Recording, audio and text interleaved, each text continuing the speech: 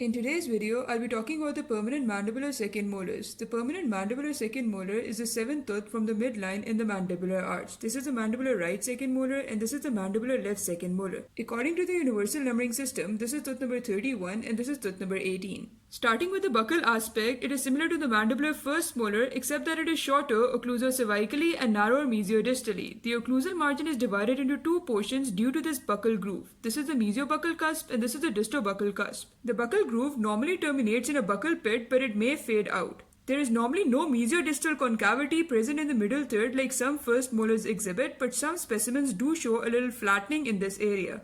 The lingual aspect is also similar to the mandibular first molar except that it is shorter occlusocervically and narrower mesiodistally. The occlusal margin is divided into two parts due to this lingual groove. This is the mesiolingual cusp and this is the distolingual cusp. The lingual groove usually fades out in the occlusal third near its junction with the middle third. There is often a centrally located concavity present in the cervical third which corresponds to the flattened area of the first molar. The mesial aspect is also similar to the mandibular first molar except that it is smaller in size and more convex in all directions. The cervical margin is straight and the mesial contact area is ovoid in shape compared to the round or slightly ovoid mesial contact of the mandibular first molar. The distal aspect is also similar to the mandibular first molar except that there is no distal cusp or distobuccal groove. The contact area is centered on the surface both buccolingually and occlusocervically. It is wider buccolingually but is more irregular in its configuration.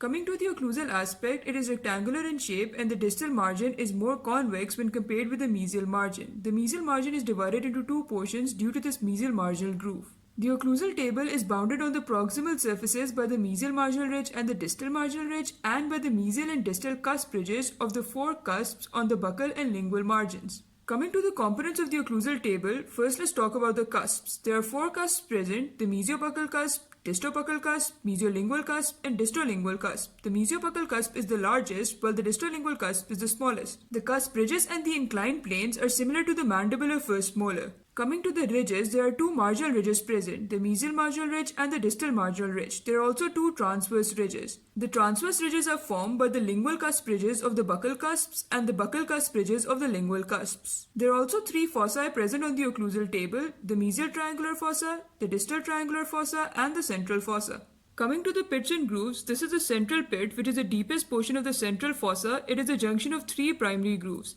the central groove, the buccal groove, and the lingual groove. This is the mesial pit, which is the deepest portion of the mesial fossa. It is a junction of four primary grooves, the central groove, mesiobuccal triangular groove, mesiolingual triangular groove, and the mesial marginal groove. This is the distal pit, which is the deepest portion of the distal fossa. It is a junction of four primary grooves, the central groove, distobuccal triangular groove, distolingual triangular groove, and the distal marginal groove. The roots of the mandibular second molar are similar to the mandibular first molar except that they are shorter and the mesial and distal branches are closer together. As a result, their partial or complete fusion is common. They also have a greater distal angulation when compared with the roots of the mandibular first molar. Coming to the variations and anomalies, 5-cusp specimens are sometimes present. Root anomalies are more common. These include fused roots and irregular root curvatures.